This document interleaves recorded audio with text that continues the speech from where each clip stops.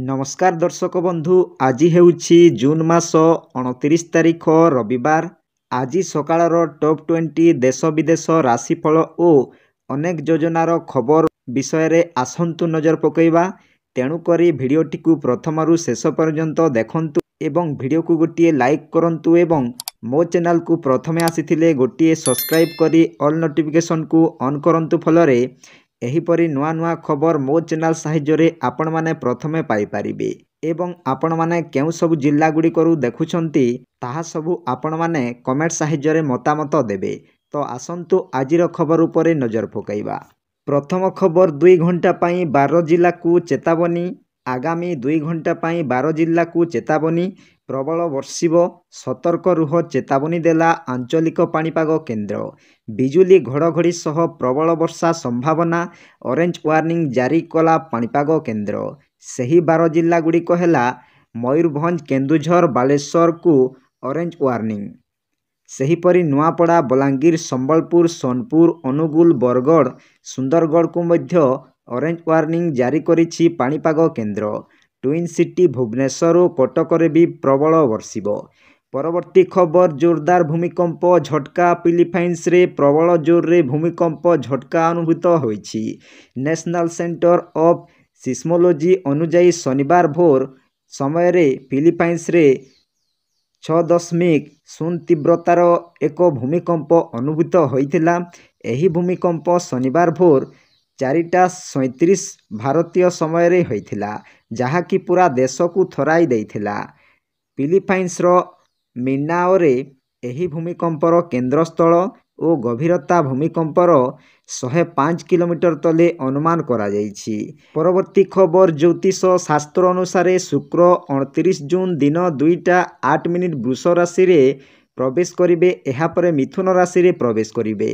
शुक्र वृष और तुला राशिंको स्वामी शुक्रंको एही चलनर प्रभाव समस्त राशि व्यक्ति विशेष रे पड़िबो। तो आसंतु केउ राशि को मिलिबो फल। मेष राशि है शुक्रंको चलन फल रे एही राशि व्यक्ति विशेषंको आर्थिक स्थिति पूर्व अपेक्षा मजबूत रहबो। दाम्पत्य जीवन सुखमय हेबो। परिवार रे हस खुशीर वातावरण रहिबो। संतान सह बंधु निकटरू खुशी खबर मिलिबो। दीर्घ दिनर समस्या दूर हेबो। शुक्रंको अधिक शुभफल पाइबा पाई मंदिर को घिओ दान करिबा सह गाय को खाइबा को दियंतु। तापरे आसिला वृष।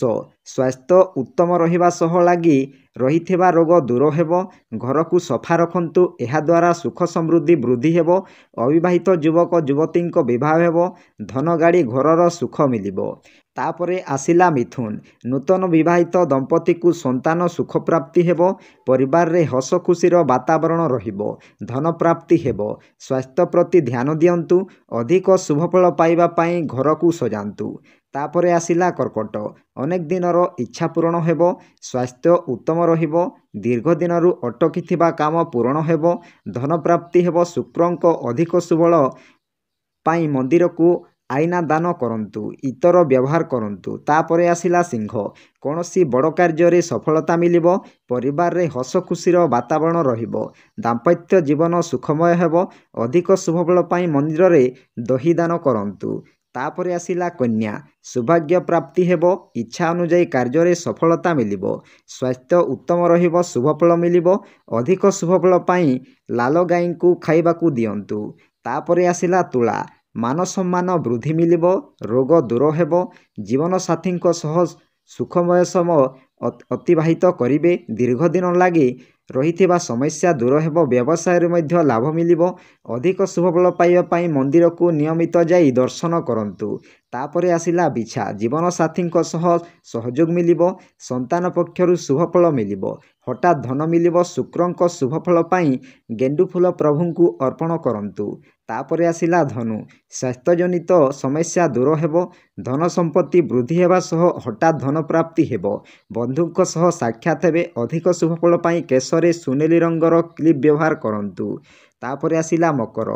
संतान सुख सह विद्या वृद्धि हेबो। परिवार रे हस खुशीर वातावरण रहिबो। आर्थिक स्थिति मजबूत हेबो। शुक्रंको अधिक शुभफल पाई मंदिर रे क्षीर दान करंतु। तापरे आसिला कुंभ। भूमि घर गाड़ी किणिबार जोग रहिछि। आर्थिक समस्या दूर हेबो। ଅଧିକ ଶୁଭଫଳ ପାଇଁ ସ୍ନାନ ଜଳରେ ହଳଦୀ ପକାଇ ସ୍ନାନ କରନ୍ତୁ। ତାପରେ ଆସିଲା ମୀନ। କର୍ମକ୍ଷେତ୍ରରେ ଶୁଭଫଳ ମିଳିବ। ଯାତ୍ରାର ଯୋଗ ରହିଛି। ଅଧିକ ଶୁଭଫଳ ପାଇଁ ସଧବା ସ୍ତ୍ରୀ ଲୋକଙ୍କୁ ସାଜସଜ୍ଜା ଜିନିଷ ଦାନ କରନ୍ତୁ। ପରବର୍ତ୍ତୀ ଖବର ୱେଷ୍ଟଇଣ୍ଡିଜ ବିପକ୍ଷ ପୂର୍ବ ଟେଷ୍ଟ ମ୍ୟାଚ୍ରେ ଅଷ୍ଟ୍ରେଲିଆ ଟିମ୍ 159 ରନ୍ରେ ଜିତିବାରେ ସଫଳ ହୋଇଛି। ଅଷ୍ଟ୍ରେଲିଆର ବିଜୟରେ ଟ୍ରାଭିସ୍ ହେଡ୍ ହିରୋ ହୋଇଯାଇଛନ୍ତି। ସେ 2ଟି ଇନିଂସରେ ଅର୍ଦ୍ଧଶତକୀୟ ଇନିଂସ ଖେଳିଛନ୍ତି। ଟେଷ୍ଟ ମ୍ୟାଚ୍ରେ ୱେଷ୍ଟଇଣ୍ଡିଜ ଅଷ୍ଟ୍ରେଲିଆକୁ 301 ରନ୍ର ଟାର୍ଗେଟ୍ ଦେଇଥିଲା। ୱେଷ୍ଟଇଣ୍ଡିଜର ଟିମ୍ ନିଜର ଦ୍ୱିତୀୟ ଇନିଂସରେ 141 ରନ୍ରେ ଅଲ୍ ଆଉଟ୍ ହୋଇଥିଲା। ଏଥିପାଇଁ ଅଷ୍ଟ୍ରେଲିଆ ଏହି ମ୍ୟାଚ୍ରେ 159 ରନ୍ରେ ବିଜୟ ହାସଲ କରିଥିଲା।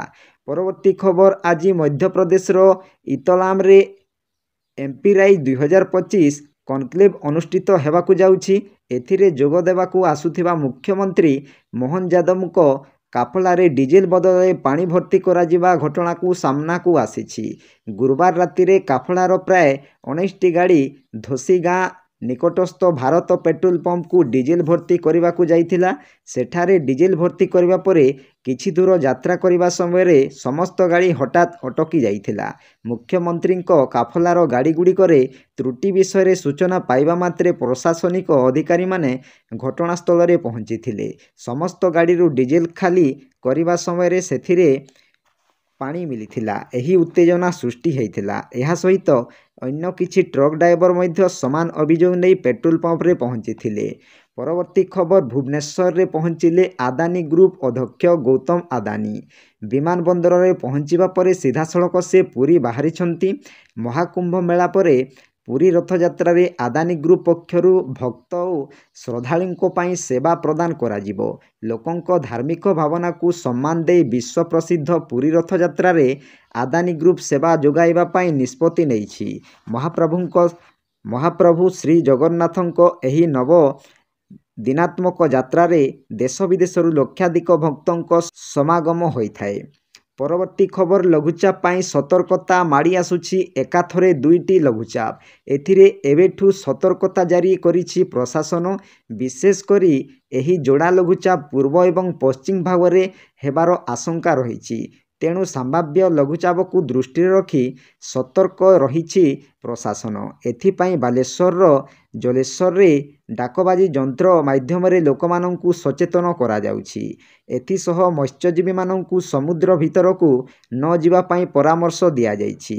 ଯଦି ଦେଖିବା ବଙ୍ଗୋପସାଗରରେ ଲଘୁଚାପ ସୃଷ୍ଟି ହେବାର ସମ୍ଭାବନା ରହିଛି, ଠିକ୍ ସେହିପରି ଆରବ ସାଗରରେ ବି ଲଘୁଚାପ ଆଶଙ୍କା ରହିଛି। ପରବର୍ତ୍ତୀ ଖବର ପୁରୀର ଜଗନ୍ନାଥ ମନ୍ଦିର ସହିତ ଜଡ଼ିତ ଅନେକ ରହସ୍ୟ ରହିଛି ଏବଂ ସେମାନଙ୍କ ପକ୍ଷରୁ ସବୁଠାରୁ ଅନ୍ୟ ରହସ୍ୟ ହେଉଛି ଏହା ଉପରେ ପକ୍ଷୀ କିମ୍ବା ଉଡ଼ାଜାହାଜ ଉଡ଼େ ନାହିଁ। ଏହି ଘଟଣା ବିଷୟରେ ଧାର୍ମିକ ଏବଂ ବୈଜ୍ଞାନିକ ଉଭୟ ବିଶ୍ୱାସ ରହିଛି। ଏହା ଏକ ରହସ୍ୟ ଯାହା ଭକ୍ତ ଏବଂ ବୈଜ୍ଞାନିକ ଉଭୟଙ୍କୁ ଆଶ୍ଚର୍ଯ୍ୟ କରେ। ସବୁଠାରୁ ପ୍ରମୁଖ ଧାର୍ମିକ ବିଶ୍ୱାସ ହେଉଛି ଯେ ପ୍ରଭୁ ଜଗନ୍ନାଥଙ୍କ ବାହନ ଗରୁଡ଼ ଦେବ, ଯିଏକି ପକ୍ଷୀମାନଙ୍କ ରାଜା, ନିଜେ ଏହି ମନ୍ଦିରକୁ ସୁରକ୍ଷା ଦିଅନ୍ତି। ଏହା ବିଶ୍ୱାସ କରାଯାଏ ଯେ ସେତେବେଳେ ପକ୍ଷୀମାନଙ୍କ ରାଜା ନିଜେ ମନ୍ଦିରକୁ ସୁରକ୍ଷା ଦିଅନ୍ତି। ଅନ୍ୟ ପକ୍ଷୀମାନେ ସମ୍ମାନ କିମ୍ବା ଭୟରେ ମନ୍ଦିର ଉପରେ ଉଡ଼ିପାରନ୍ତି ନାହିଁ। ପରବର୍ତ୍ତୀ ଖବର ନନ୍ଦିଘୋଷ ରଥଟଣାକୁ ବିଳମ୍ବକୁ ସବୁଠି ଉଦ୍ବେଗ ପ୍ରକାଶ ପାଇଛି। ଏନେଇ ବିରୋଧୀ ଦଳ ନେତା ନବୀନ ପଟ୍ଟନାୟକ ଉଦ୍ବେଗ ପ୍ରକାଶ କରି ଏକ୍ସ ହ୍ୟାଣ୍ଡେଲରେ ପୋଷ୍ଟ କରିଛନ୍ତି। ସେ କହିଛନ୍ତି, ଆମେ ଏଠାରେ କାହାକୁ ଦୋଷୀ କରୁନାହିଁ କି ଅଯଥା ବିଳମ୍ବ ପାଇଁ କାହାକୁ ଦାୟୀ ମଧ୍ୟ କରୁନାହୁଁ। କିନ୍ତୁ ଆମ ରାଜ୍ୟର ସବୁଠାରୁ ପବିତ୍ର ଉତ୍ସବରେ ଘଟଣାଗୁଡ଼ିକ ଯେଉଁ ଭାବେ ଘଟିଲା ତା ଉପରେ ଆମକୁ ଗଭୀର ଚିନ୍ତା ଓ ଦୁଃଖ ମଧ୍ୟ ଦେଇଛି। ସମାନ ଘଟଣା ବାରମ୍ବାର ମହାପ୍ରଭୁଙ୍କ ସହ ହେବ ଉଚିତ କଥା ନୁହେଁ। ଗତ ବର୍ଷ ଆଡ଼ପ ପହଣ୍ଡି ବେଳେ ବଡ଼ ଠାକୁର ବଳଭଦ୍ର ପଡ଼ିଯାଇଥିଲେ। ଏହା ଅଗଣିତ ଭକ୍ତଙ୍କୁ ଆଘାତ ଦେଇଥିଲା, ଯାହାକୁ ଭୁଲିବା କଷ୍ଟକର। ପରବର୍ତ୍ତୀ ଖବର ପୁରୀ ଅହମ୍ମଦାବାଦ ଟ୍ରେନ୍ରେ ଲାଗିଲା ନିଆଁ, ଅଳ୍ପକେ ବର୍ତ୍ତିଲେ ଯାତ୍ରୀ। କେସିଙ୍ଗା ଷ୍ଟେସନରେ ଅହମ୍ମଦାବାଦ ପୁରୀ ସମ୍ପୂର୍ଣ୍ଣ ନିଆଁ ଲାଗିବାରୁ ଅଳ୍ପକେ ବର୍ତ୍ତି ଯାଇଛି। ଟ୍ରେନ୍ ତାର ନିର୍ଦ୍ଧାରିତ ସମୟରେ ରାତି 8:30 ବେଳକୁ ପହଞ୍ଚିଥିଲା। ହେଲେ ଏସି 1 ବଗିରେ ନିଆଁ ଲାଗିଯିବା ଜାଣି ଯାତ୍ରୀ ଦୌଡ଼ିବା ଆରମ୍ଭ କରିଥିଲେ। ଷ୍ଟେସନରେ ଥିବା ଷ୍ଟେସନ ମାଷ୍ଟର ପ୍ରଶାନ୍ତ ଭୋଇ ଆର୍ପିଏଫ୍ଙ୍କ ସାହାଯ୍ୟରେ ନିଆଁ ଲିଭାଇଥିଲେ। ପରେ ଅଧଘଣ୍ଟା ବିଳମ୍ବରେ ଟ୍ରେନ୍ ପୁରୀ ଅଭିମୁଖେ ଛାଡ଼ିଥିଲା। ନିଆଁ ଲାଗିବା କାରଣ ଅସ୍ପଷ୍ଟ ରହିଛି। ପରବର୍ତ୍ତୀ ଖବର ଶନିବାର ସମ୍ବଲପୁର ପୋତାପାନିଠାରେ ଏକ ପେଡ଼ ମାଁ କେ ନାମ 2.0 ଅଭିଯାନ ଅଧୀନରେ ଆୟୋଜିତ ବନ ମହୋତ୍ସବ ତଥା ବିଶାଳ ବୃକ୍ଷରୋପଣ ଅଭିଯାନର ଶୁଭାରମ୍ଭ ହୋଇଛି। ଏହି କାର୍ଯ୍ୟକ୍ରମରେ ଯୋଗଦେଇ କେନ୍ଦ୍ର ଶିକ୍ଷାମନ୍ତ୍ରୀ ତଥା ସମ୍ବଲପୁର ସାଂସଦ ଧର୍ମେନ୍ଦ୍ର ପ୍ରଧାନ ସାମାଜିକ ସଂଗଠନ, ଶିକ୍ଷାନୁଷ୍ଠାନର ଛାତ୍ରଛାତ୍ରୀ, ସ୍ୱେଚ୍ଛାସେବୀ, ମାତୃଶକ୍ତି ଏବଂ ଅନ୍ୟ ବ୍ୟକ୍ତିବିଶେଷଙ୍କ ସହ ସାମିଲ ହୋଇ ବୁର୍ଲା ସେକ୍ସନର ପୋତାପାଲି ବୃକ୍ଷରୋପଣ ସ୍ଥାନରେ ଗଛ ଲଗାଇଛନ୍ତି। ଏହି ଅବସରରେ ପ୍ରାକୃତିକ ପରିବେଶର ସୁରକ୍ଷା, ଜଙ୍ଗଲ, ହ୍ରଦ, ନଦୀ, ବନ୍ୟପ୍ରାଣୀଙ୍କ ସୁରକ୍ଷା ପାଇଁ ସମବେତ ଜନତାଙ୍କ ସହ ଶପଥ ପାଠ କରିଛନ୍ତି। ପରବର୍ତ୍ତୀ ଖବର ରେଲଯାତ୍ରୀଙ୍କ ପାଇଁ ଖୁସି ଖବର। ଏଣିକି ଟ୍ରେନ୍ ବିଳମ୍ବ ହେଲେ କିମ୍ବା ଏସି ଖରାପ ଥିଲେ ଫେରସ୍ତ ପାଇବେ ଟଙ୍କା। ଭାରତୀୟ ରେଲ ମନ୍ତ୍ରଣାଳୟ ଟିକେଟ୍ ବୁକିଂ ୱେବସାଇଟ୍ IRCTC ଯାତ୍ରୀଙ୍କ ପାଇଁ ଏହି ନୂଆ ସୁବିଧା ଆରମ୍ଭ କରିଛି। ଏହି ସୁବିଧା ଅନୁଯାୟୀ ଯଦି ଟ୍ରେନ୍ 3 ଘଣ୍ଟାରୁ ଅଧିକ ବିଳମ୍ବ ହୁଏ କିମ୍ବା ଏସି କୋଚ୍ରେ 2 ଘଣ୍ଟାରୁ ଅଧିକ ସମୟ ବିତି ଯାଇଥିଲେ ସୁଦ୍ଧା ଥଣ୍ଡା ଅନୁଭବ ନ ହୁଏ, ତେବେ ଏପରି ପରିସ୍ଥିତିରେ ଯାତ୍ରୀମାନଙ୍କୁ IRCTC ୱେବସାଇଟ୍ରେ 24 ଘଣ୍ଟା ମଧ୍ୟରେ ଆବେଦନ କରିବାକୁ ପଡ଼ିବ। ପରବର୍ତ୍ତୀ ଖବର ଭାରତ ସରକାର କର୍ମଚାରୀଙ୍କ ପ୍ରୋଭିଡେଣ୍ଟ ପାଣ୍ଠି ଅର୍ଥାତ୍ EPFO ଆର୍ଥିକ ବର୍ଷ 2024-25 ପାଇଁ ସଦସ୍ୟଙ୍କ ଆକାଉଣ୍ଟରେ 8.25% ସୁଧ କ୍ରେଡିଟ୍ କରିବା ଆରମ୍ଭ କରିଛି। ଯଦି ଆପଣ ଜଣେ EPF ସଦସ୍ୟ, ତେବେ ଆପଣ ଏବେ ପାସବୁକ୍ ମାଧ୍ୟମରେ ଅନଲାଇନରେ ଆପଣଙ୍କର ଅପଡେଟ୍ ହୋଇଥିବା ବାଲାନ୍ସ ସହଜରେ ଯାଞ୍ଚ କରିପାରିବେ। ଯଦି ସୁଧ କେତେ ଅଛି ଆପଣ ଦେଖିପାରୁନାହାନ୍ତି, ତେବେ ଭୟଭୀତ ହୁଅନ୍ତୁ ନାହିଁ। କିଛି ଦିନ ପରେ ପୁଣି ଯାଞ୍ଚ କରନ୍ତୁ କିମ୍ବା EPFO ସହିତ ଯୋଗାଯୋଗ କରନ୍ତୁ। ଯଦି EPFO ଦ୍ୱାରା ଏପର୍ଯ୍ୟନ୍ତ କୌଣସି ସରକାରୀ ଇମେଲ୍ କିମ୍ବା SMS ପଠାଯାଇ ନାହିଁ, ତଥାପି ଅନେକ ଆକାଉଣ୍ଟଧାରୀଙ୍କ ପାସବୁକ୍ରେ ସୁଧ ଯୋଡ଼ାଯାଇଛି। ପରବର୍ତ୍ତୀ ଖବର ପାକିସ୍ତାନର ଉତ୍ତମ ପଶ୍ଚିମ ଭାଗରେ ଏକ ଭୟଙ୍କର ଆକ୍ରମଣରେ 13 ଜଣ ସୈନିକଙ୍କ ମୃତ୍ୟୁ ଘଟିଛି। ସେହିପରି 10 ଜଣ ଗମ୍ଭୀର ଭାବେ ଆହତ ହୋଇଛନ୍ତି। ଏହି ଆକ୍ରମଣରେ 19 ଜଣ ସାଧାରଣ ନାଗରିକ ଆହତ ହୋଇଛନ୍ତି। ୱାଜିରିସ୍ତାନ ଜିଲ୍ଲାରେ ଜଣେ ସରକାରୀ ଅଧିକାରୀ କହିଛନ୍ତି ଯେ ଏକ ଆତ୍ମଘାତୀ ଆକ୍ରମଣକାରୀ ବିସ୍ଫୋରଣକାରୀ ବୋଝେଇ ଗାଡ଼ିକୁ ସୈନିକମାନେ ରହୁଥିବା ସ୍ଥାନକୁ ପଠାଯାଇଥିଲା। ଏହାପରେ ହୋଇଥିବା ଧମାକାରେ 13 ଜଣ ସୈନିକଙ୍କର ମୃତ୍ୟୁ ଘଟିଛି। 10 ସୈନ୍ୟକର୍ମୀ ଏବଂ 19 ଜଣ ନାଗରିକ ଆହତ ହୋଇଛନ୍ତି। ବିସ୍ଫୋରଣରେ ଆଖପାଖରେ ଘରଗୁଡ଼ିକ ମଧ୍ୟ କ୍ଷତିଗ୍ରସ୍ତ ହୋଇଛି। ପରବର୍ତ୍ତୀ ଖବର ଦେଶବ୍ୟାପୀ ଡାକଘରଗୁଡ଼ିକ ଅଗଷ୍ଟରୁ ଡିଜିଟାଲ ପେମେଣ୍ଟ ଗ୍ରହଣ କରିବେ। ନିଜ ନିଜର IT ସିଷ୍ଟମରେ ଏକ ନୂଆ ଆପ୍ଲିକେସନ ଆରମ୍ଭ କରିବା ପରେ ଏହି ସେବା ପ୍ରଚଳନ ହେବ ବୋଲି ଏକ ସରକାରୀ ସୂତ୍ରରୁ ଜଣାପଡ଼ିଛି। UPI ସିଷ୍ଟମ ସହ ଆକାଉଣ୍ଟଗୁଡ଼ିକ ଲିଙ୍କ ହୋଇନଥିବା କାରଣରୁ ଏଯାବତ୍ ଡାକଘରଗୁଡ଼ିକ ଡିଜିଟାଲ ପେମେଣ୍ଟ ଗ୍ରହଣ କରିବା ପାଇଁ ସମର୍ଥ ହେଉନଥିଲେ। କିନ୍ତୁ ଏବେ ଡାକ ବିଭାଗ ଏହାର IT ଭିତ୍ତିଭୂମିକୁ କାର୍ଯ୍ୟକାରୀ କରୁଛି, ଯେଉଁଥିରେ ନୂଆ ଆପ୍ଲିକେସନଗୁଡ଼ିକ ରହିଛି।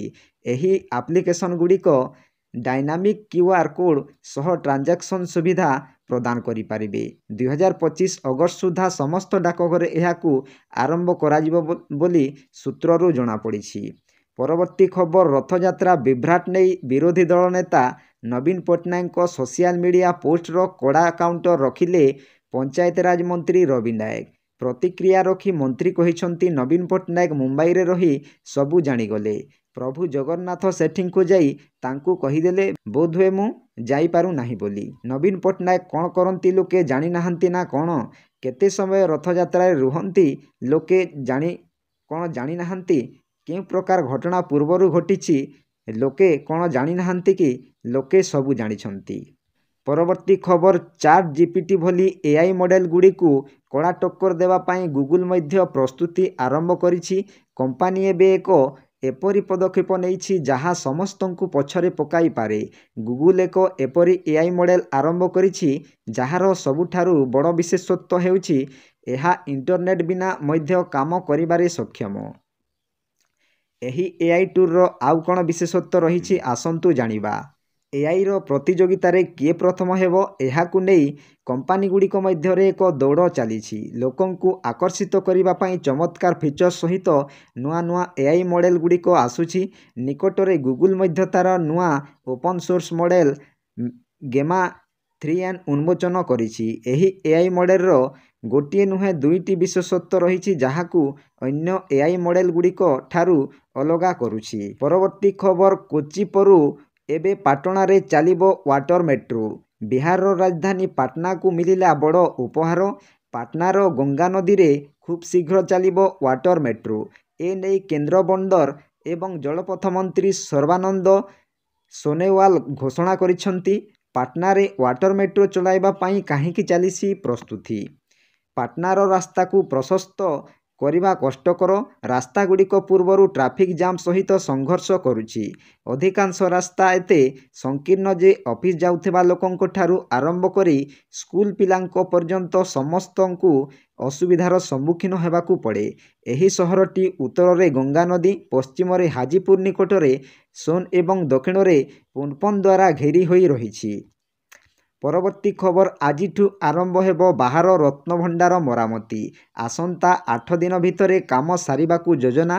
ବାହାର ରତ୍ନଭଣ୍ଡାରର 90ଟି ପଥର ବଦଳାଇ ଯାଇପାରେ। କମ୍ ସମୟ ଥିବାରୁ ପ୍ରତିଦିନ 3ଟି ସିଫ୍ଟରେ କାମ କରିବେ ବିଶେଷଜ୍ଞ। ମୁଖ୍ୟ ପ୍ରଶାସକଙ୍କ ଅଧ୍ୟକ୍ଷତାରେ ଏଏସ୍ଆଇ ପୁରୀ ମଣ୍ଡଳ କର୍ତ୍ତୃପକ୍ଷ ଏବଂ ସେବକ ନିଯୋଗଙ୍କ ସହ ଗୁରୁତ୍ୱପୂର୍ଣ୍ଣ ବୈଠକରେ ଏନେଇ ଆଲୋଚନା ହୋଇଥିଲା। ଏ ବର୍ଷ ଗର୍ଭଗୃହରେ କନକ ମୁଣ୍ଡି ଉପରେ ରହିଥିବା ପୁରୁଣା କାଠ ଫ୍ରେମ୍ ଜାଳି ବଦଳ କରାଯିବ। ଏହା ବଦଳରେ ସେହି ଜାଗାରେ ଷ୍ଟେନଲେସ୍ ଷ୍ଟିଲର ଫ୍ରେମ୍ ସହିତ ଜାଲି ସ୍ଥାପନ କରାଯିବ। ତ ଆପଣମାନେ କିଛି ସମୟ ଭିତରେ 20ଟି ଖବର ବିଷୟରେ ଜାଣିପାରିଲେ। ଆପଣମାନଙ୍କୁ କେମିତି ଲାଗିଲା ନିଶ୍ଚୟ କମେଣ୍ଟ ମାଧ୍ୟମରେ ଜଣାଇବେ ଏବଂ କେଉଁ ସବୁ ଜିଲ୍ଲା ଗୁଡ଼ିକରୁ ଦେଖୁଛନ୍ତି ଆପଣମାନେ ନିଶ୍ଚୟ କମେଣ୍ଟ ମାଧ୍ୟମରେ ମତାମତ ଦେବେ। ଭିଡ଼ିଓଟି ଯଦି ଭଲ ଲାଗିଥାଏ ଗୋଟିଏ ଲାଇକ୍ କରନ୍ତୁ ଏବଂ ମୋ ଚ୍ୟାନେଲକୁ ପ୍ରଥମେ ଆସିଥିଲେ ଗୋଟିଏ ସବସ୍କ୍ରାଇବ୍ କରି ଅଲ୍ ନୋଟିଫିକେସନକୁ ଅନ୍ କରନ୍ତୁ, ଫଳରେ ଏହିପରି ନୂଆ ନୂଆ ଖବର ମୋ ଚ୍ୟାନେଲ ସାହାଯ୍ୟରେ ଆପଣମାନେ ପ୍ରଥମେ ପାଇପାରିବେ। ଭିଡ଼ିଓକୁ ଏଇଠି ଏଣ୍ଡ କରୁଛି। ଜୟ ଜଗନ୍ନାଥ।